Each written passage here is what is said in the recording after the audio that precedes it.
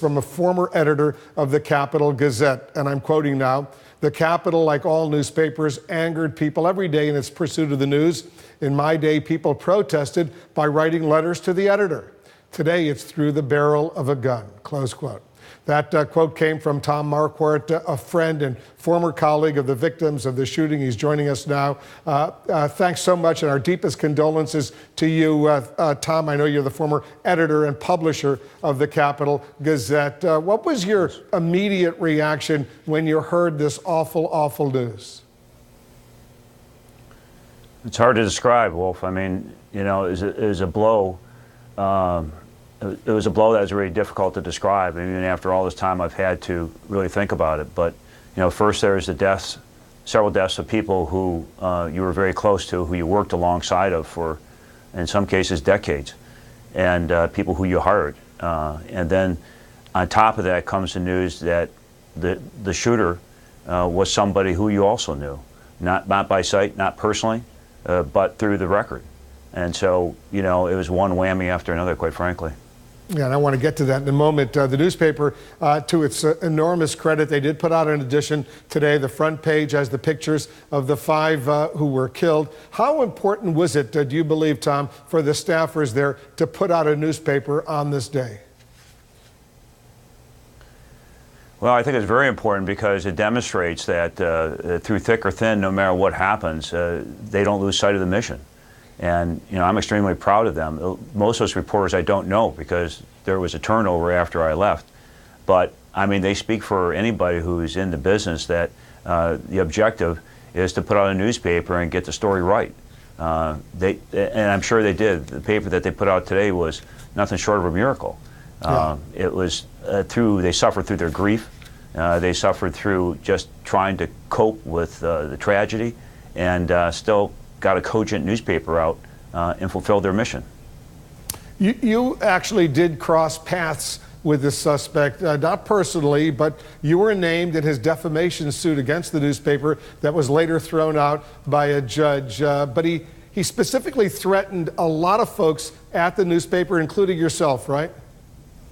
That's correct. Tell us about that. After the lawsuit was filed, unlike most plaintiffs, they don't speak to the press for fear of jeopardizing their case.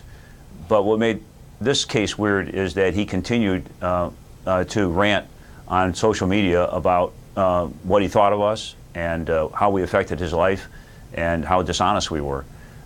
It wasn't just cogent comments, but it was rants. And to the extent that there were a lot of veiled threats, some of which were really difficult to say. He never said, "I will kill you." What he was saying is, "I wish you'd stop breathing," or "I wish you were dead," and then post a photo of my former boss who had just died. So, I mean, it didn't take much to read into it, that it was a threat. It was a threat against me, it's a threat against the reporter, it's a threat against the staff. The suit that he filed was in response to an article in the paper about his being charged with criminal harassment. He was given probation. He pleaded guilty. The judge referred to him as bizarre and called the case extreme. Did you believe at the time, though, that he was a physical threat to you and others at the newspaper? Well, when the story was written by the reporter, I mean, we had a very factual story about what he had done, and there's no question if you read that story that his motions were extreme. I mean, the woman who he was stalking felt personally threatened and feels she lost her job because of what he had done. So, I mean, just looking at that, I think anybody in their right mind would find evidence of somebody who really had some mental issues.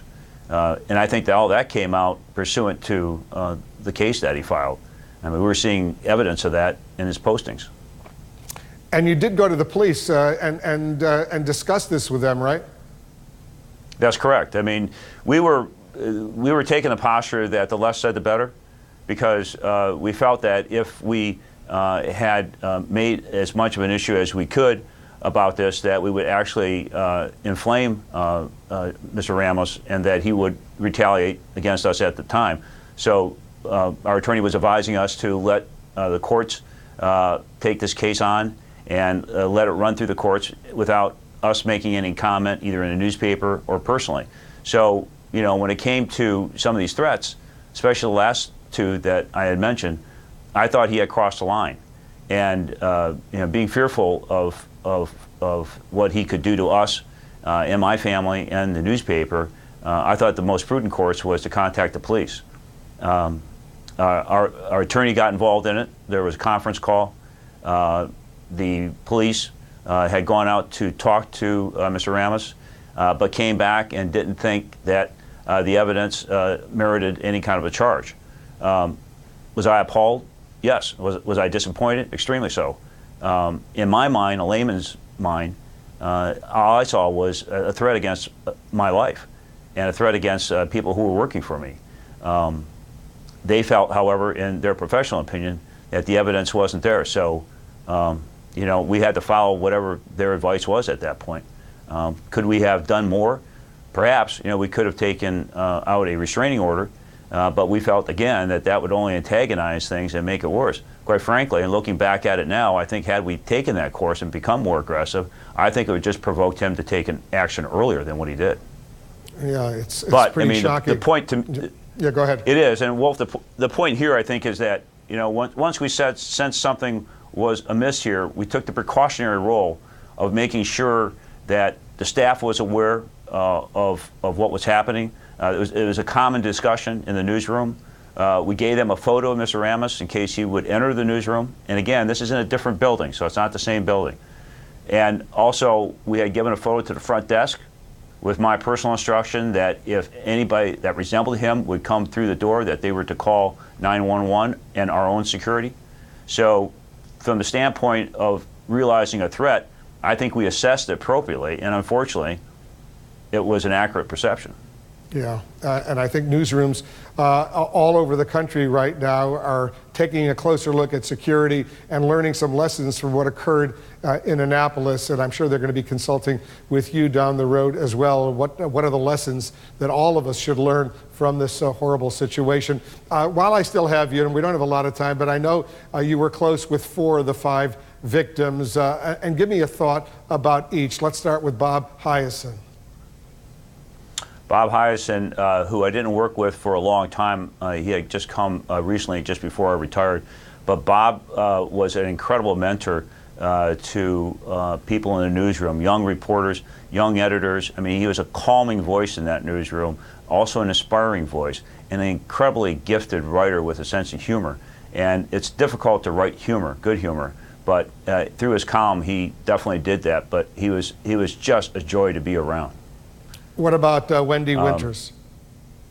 Wendy Winters, an incredible person who I had hired just to do your typical community news stories. There were freelance stories involving everything from the soapbox derby to a local cooking contest. You know, stories that were inconsequential but were well read because we're a local newspaper.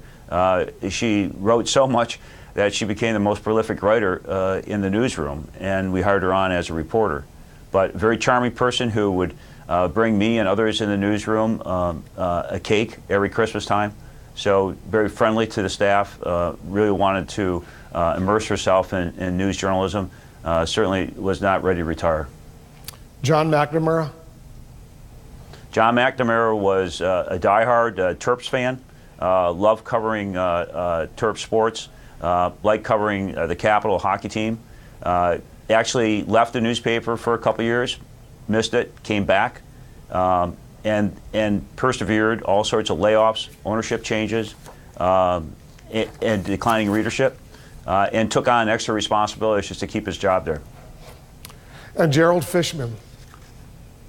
Gerald Fishman was a character. Everything that you've heard about him was right on the button. I mean, he's a guy who wore a cardigan sweater and a tie to work every day. Very proud of what he did, unassuming, shy, introverted, tried to get on Jeopardy twice and failed. A guy who could turn prose like anybody I've ever seen, was certainly capable of writing great editorials for major metropolitan newspapers, but loved his position at the Capitol. And I know you didn't know Rebecca Smith, the 34-year-old sales assistant, but our deepest condolences to her family, to her friends, to all of the family and friends of these victims. They certainly did not deserve what happened yesterday. Tom, thanks so much for joining us, and we appreciate your thoughts. Thank you, Wolf.